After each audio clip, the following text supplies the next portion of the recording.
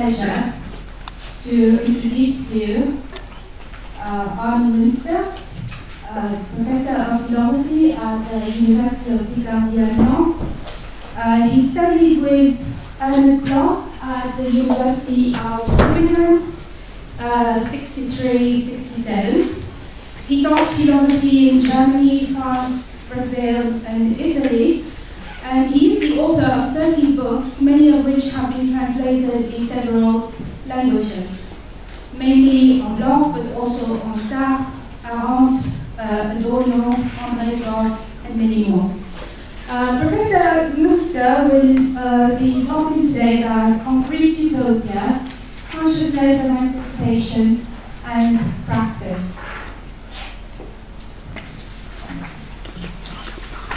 Well, first, thank you very much, Hager Weslati, for this invitation. I'm honored by this presentation to make this conference, particularly on this important symposium on Ernst Bloch here in London. Well, before I speak about a concrete utopia, I would want a little, hope you will permit me to make a little remark, general remark on the importance of and impact of Ernst Bloch's thought. Because there is, I think, no doubt that Ernst Bloch's Principle of Hope, written in the 11 years of his American exile, is certainly the greatest challenge in contemporary philosophy against despair and resignation, and simultaneously the expression of an unbroken philosophical and political will to change this world of injustice, war, inequality, misery, and violence. He was undoubtedly the most productive heretic in Marxism in the 20th century, whose courageous struggle on the philosophical front, challenging all forms of conservatism, fascism, and nationalism, was indeed a permanent struggle for the concrete utopia, that's to say, for emancipation, for social justice, for a human socialism, and a real democracy.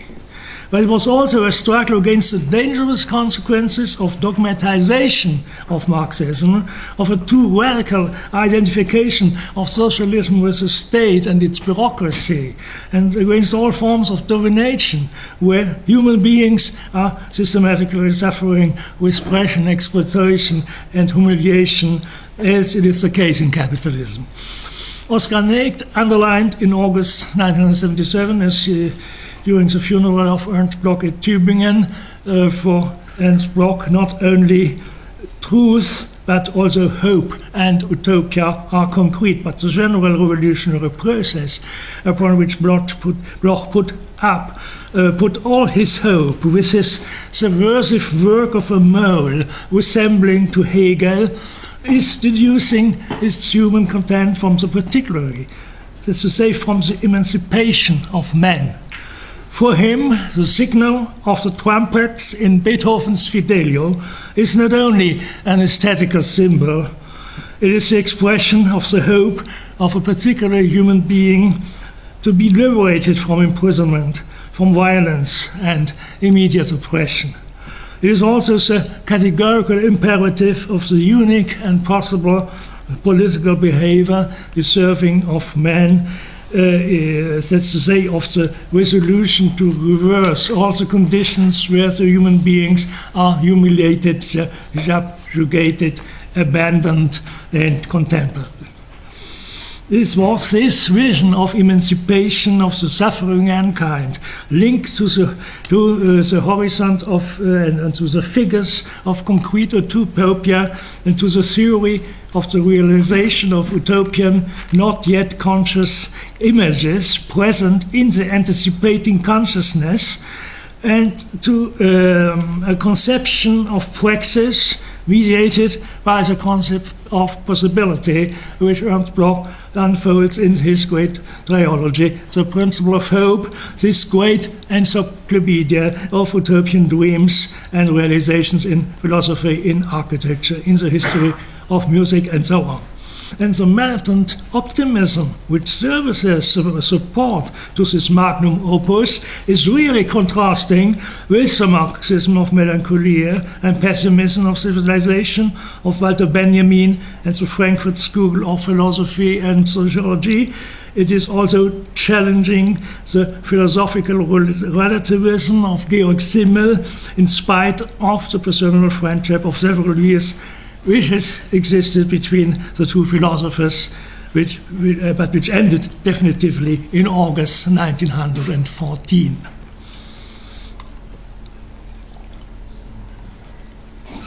And when there's now 50 years after the first publication of the Principle of Hope, a great discussion in Great Britain about the theory of privatization of hope, triggered by the collapse of the Eastern systems of really existing socialism and the development of extreme individualism in our societies, it is evident that Bloch's utopian Marxist philosophy and ontology is diametrically opposed to this theory, because hope defined as doctor space, yet in the introduction to the Principle of Hope, aims clearly collective emancipation by the appeal to construct together a better world, by remembering the intentions of utopian thought, and it is joining Marx's prophecy on his special eschatological point.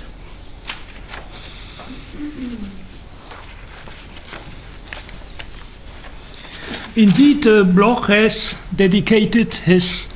philosophical trilogy, The Principle of Hope, to the analysis of all the utopian concretizations in the realizations of culture in art and literature, in architecture, and in the history of music, which constitutes a hermeneutic of the different forms of cultural and artistic production, but which is not identical, which has not been written in the same intention as Cassire's philosophy of culture, as a theory of the symbolic forms. Insofar as he stresses in the difference to this disciple of Hermann Cohen, the utopian anticipations in the works of art and their contents of utopian truth. Evidently, this great and magnificent encyclopedia of dreams and of dreaming forward of the ego is also marked by a critical reception of the interpretation of dreams of Sigmund Freud. But in his lecture of Freud, Bloch is permanently substituting the concept of pre-consciousness, Vorbewusstes, and not yet consciousness, noch nicht Bewusstes, to the central Freudian concept of unconsciousness, Unbewusstes, and the concept of daily dream, Tagtraum, as well as the concept of dreaming forward, nach vorwärts träumen, to the Freudian concept of night dream. Contrary to the process of the founders of the scientific socialism, Ernst Bloch, the Marxist philosopher of hope and of utopia, endeavors to substitute the complex and critical relationship of classical Marxism with the utopian thought by choosing another way,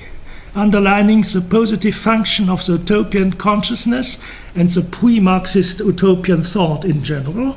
as an anticipation of that, what is for Ernst Bloch always, in a central sense, the aim and the substance of Marxism, that's to say, concrete utopia. That's why it is legitimate to characterize, as it is underlined by the Dictionary of Marxism by Georges Labica, the thought of Ernst Bloch not only as an attempt to safeguard the spirit of utopia for the philosophy of Marxism, but to integrate also all the potentials of the utopias and utopian thought into a materialist, critical and utopian philosophy, whose foundation is a real utopical ontology and whose key concept is the anticipation of utopical images in the consciousness and their transformation into an emancipative praxis by the mediation of the category of possibility. But Ernst Bloch's theoretical endeavor is not limited to this, because instead of outlining in this perspective only an utopian and humanistic version of historical and dialectical materialism, Bloch wants to think again radically the concept of utopia beyond its traditional signification, defining utopian thought and the spirit of utopia in the special context of the presence of utopian images and contents in the anticipative consciousness and of creative utopian imagination, from a messianical waiting and also from a sort of hope. And on his special point, Bloch's proceeding is perhaps audacious. He tries to integrate a metaphysics of hope into a materialist and critical Marxist thought, sharing in his radical critics of capitalism and in his vision of emancipation the most of the theoretical positions with the other great representatives of Marxism in the 20th century. That's to say with Lukács, with Gramsci, Horkheimer, Benjamin, Lefebvre, and so on. Not with Castoriadis. In this context, I would like to underline also that the specific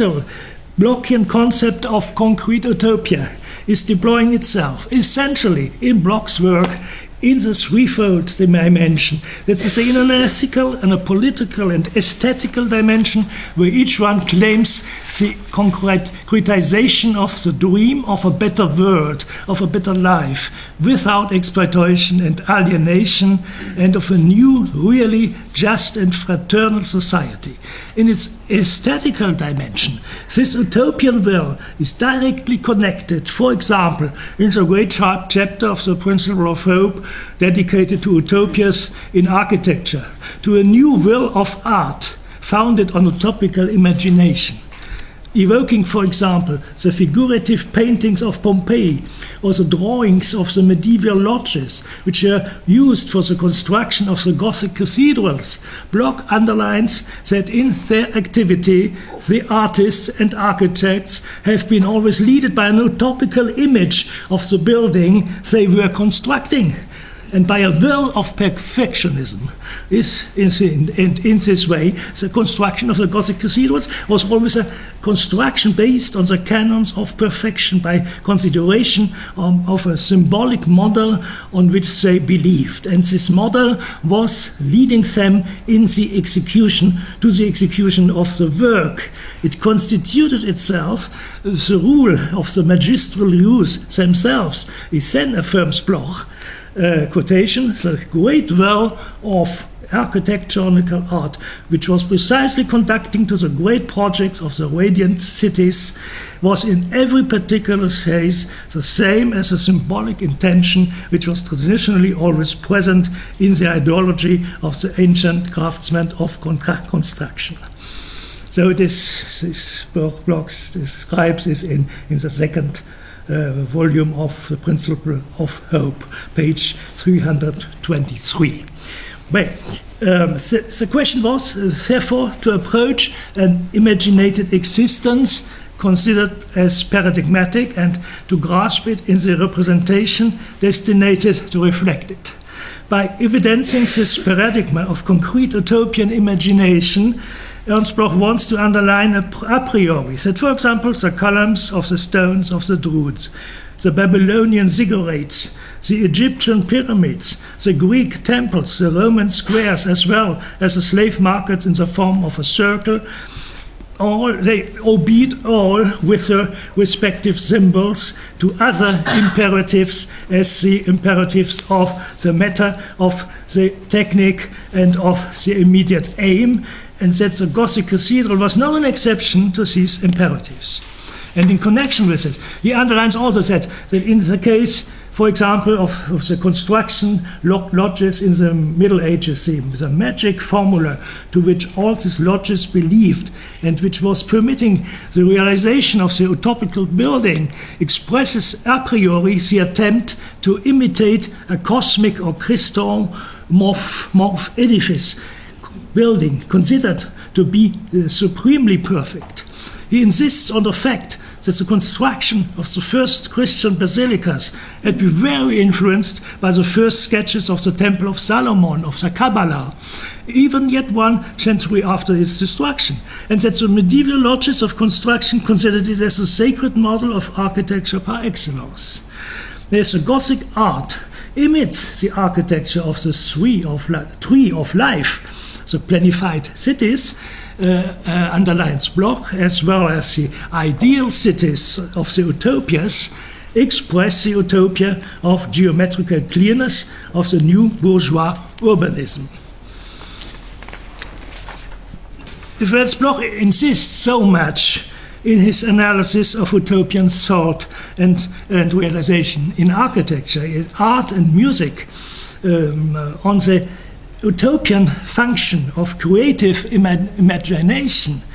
it's why he says utopian imagination is nothing other than the exterioration into the concrete matter of the contents and the utopian dreams of the anticipating consciousness. In the great chapter Philosophy of Music of the Spirit of Utopia, 1918, the theory of the utopian function of creative imagination is attaining its absolute summit when the language of music, in the great creations of classical music, from Bach to Beethoven to Gustav Mahler, is defined as the most intensive expression of utopian thought and of the absolute. That's why Ernst Bloch is convinced that the images of wishes it is comprising are always dialectically mediatized with the concrete function of the dreaming forward. And this is meaning that the content of hope is a clear direction of consciousness, clarified by the knowledge, is exactly the positive utopian function, that's to say, the historical content of hope evoked by the representations encyclopedically sounded out by real judgments. It is the human culture centered on its concrete utopian skyline. In this way, by classifying the utopias in utopias of order and in libertarian utopias, Fourier and so on, Bloch is proceeding to a general positivation of utopias in spite of his lucid critics concerning the utopias of order, which are anticipations of a totalitarian and strictly hierarchical society. This positivation of utopias distinguished his own social philosophy from the pessimism of civilization of the Frankfurt School. But there is a certain proximity of views with Karl Mannheim, who is defining the utopias principally as transcendent representations of being, different from the ideologies, which are necessarily subversive in relation to the existing social system and order. But if there is yet a convergence of the utopian Marxist thought of Ernst Bloch with the critical materialist social philosophy of the young Max Horkheimer, it existed only on the level of the elaboration of the theoretical foundations of a new neo-Marxist philosophy of praxis, affirming itself as a new materialist and critical thought, characterized by a great open-mindedness for the psychoanalysis and the modern and contemporary social sciences. But the difference, as well in Ernst Bloch's views, as well as the thoughts of Walter Benjamin, is that both manifest a great interest for theological and messianic concepts, even if Bloch's philosophy of religion is a result of the critical thought of a religious essayist who tries, namely in his book Atheism in Christianism, to evidence the existence of atheistic elements in Christianism. And in this perspective, the lecture of Ernst Bloch's work should also incite us not only to think upon the fractious theoretical convergences of this philosophy of religion with the theology of liberation in Latin America, Gutierrez, Leonardo Boff, Ernesto Cardinal, but also upon the convergence with the great represents of Christian socialism in the personality of the Protestant theologian Paul Tillich, who met Bloch very often during his exile in the United States and who influenced him considerably in his philosophy of religion, which is also attested by the correspondence of Ernst Bloch with Paul Tillich. And that's by the angle of a very productive articulation the concepts of contents of hope with the concepts of utopian anticipation and praxis, that Ernst Bloch is doing its utmost to integrate the messianic dimension of hope, not only into the principle of hope, but also into his whole philosophical work. That's to say, into a materialist philosophy of praxis, which is essentially founded on the redefinition of the concept of praxis by Marx in his thesis on Feuerbach, but which also has some affinities with the utopian messianism of the philosophy of action of Moses Hess and with the philosophy of praxis of Antonio Gramsci. Simultaneously, and this is confirming the influence of the Freudian psychoanalysis on Bloch's thought, hope and its figures of objectivation, its contents and structures, are put into a direct relationship with the utopian images of wishes and the concretization of the dreaming forward, nach vorwärts träumen. These concretizations are figures of the anticipation consciousness and their transformation in the field of the real possibilities. It can only be effective when they are led by the power and the potential of hope directed to future. The progress, the march of thought in this process of transformation has three different stages in Bloch. First, the first stage is the evolution from the half-conscious somnolence and the daily dream, Tagtraum, in consciousness to the awakening. The second is the evolution of the awakening to the decision of acting, of praxis, contrasting with the possible, as a means and mediation of the concept of possibility. And the third stage is the praxis led by the images of wishes of the utopian anticipation, which is not exclusively defined as the praxis of an isolated and solipsist subject or individual, but as the responsible and critical action of the subject led by utopian projects. Even as Bloch is sometimes using the concept of phenomenology and the concept of phenomenology of anticipating consciousness, his proceeding is substantially different from the proceeding of the classical phenomenology of Edmund Husserl, because his aim is not the phenomenological description of the forms of objectivation of the intentional consciousness, intentionales Bewusstsein, but the analysis of all the forms of mediation between the anticipating consciousness and the praxis. He is evidently influenced by the dialectical proceeding of Hegel. But Ernst Bloch's aim is also to liberate the subject of its monadological imprisonment and to sketch the concrete possibilities of the practical participation of the individual and collective subject dreaming forward at the action of collective emancipation. Bloch's aim is not, and that's a great difference with Husserl, the phenomenological description of the intentional acts of consciousness, but to evidence the utopian function of the anticipative consciousness in architecture, in classical music, and also in politics. So the philosophical foundation of this theory is the utopian function is an ontology of the not yet being, Ontologie des noch nicht Seins, whose main characteristic is that contrary to the traditional ontologies, it is articulating dialectically the concept of not yet being to the concept of potential being, quite near to the definition of esse in potentia given by Aristotle in the book Theta of his Metaphysics. In other words, the concepts of being and not being is permanently exceeded by the concept of potential being, which is also an important concept of the romantic and mystical philosophy of Schelling. In this sense, Habermas is right to say that this Bloch is a Marxist Schelling. This influence also attested by the great interest of Bloch for the Schellingian concept of being in processuality. And analyzing this function of the not yet, in Bloch's ontology of not yet being, we are obliged to stress that for Bloch, the no is not, the negation is not defined as a pure negativity or as a moment of destructive power or as a mere destructive quality, but as from Hegel and Marx,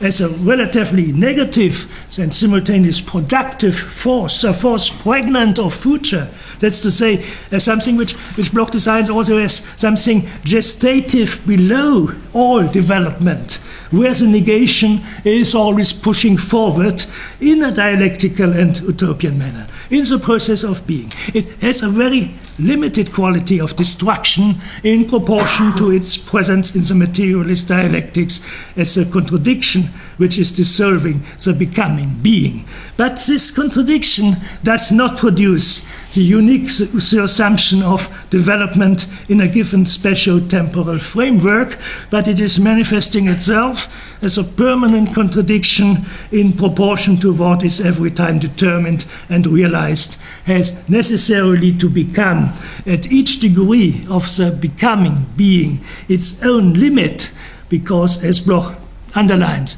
in the principle of hope, no existing being represents a perfect being in the tendency to the whole.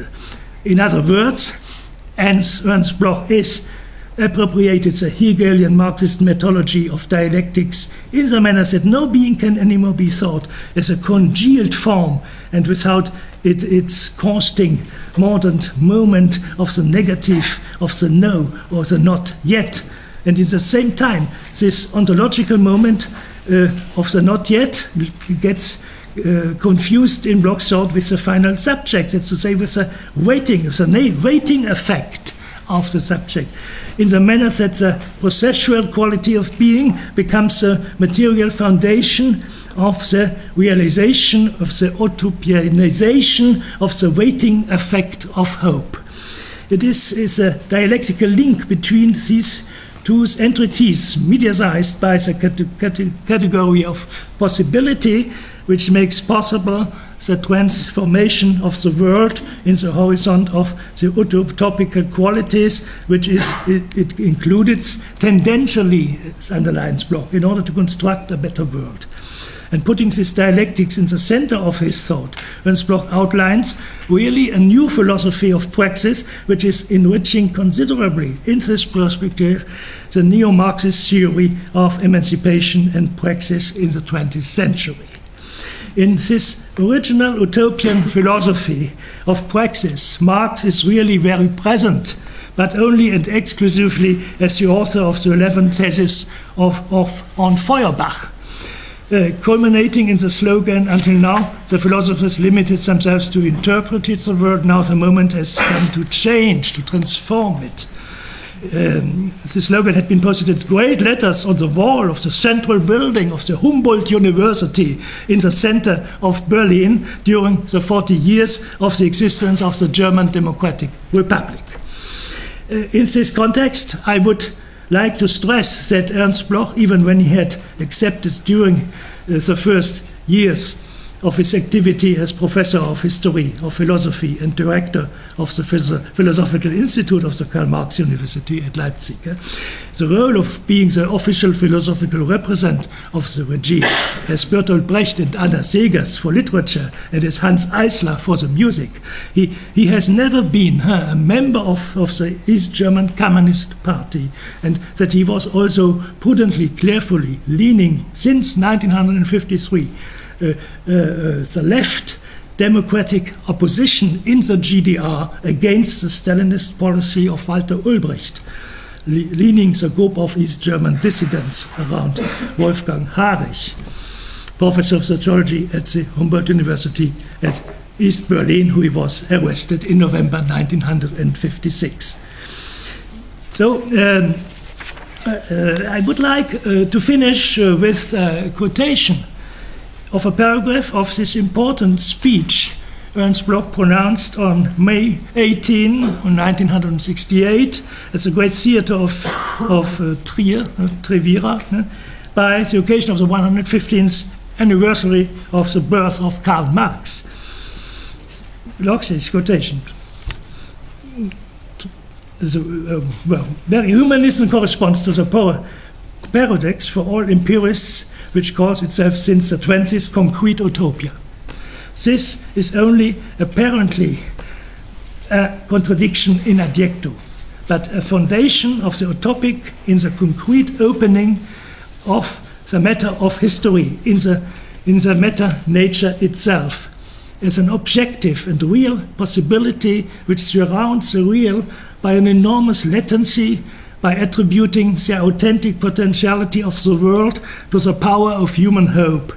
In this very sense, concrete utopia implicates in dialectical materialism the novum of an utopical dialectical materialism,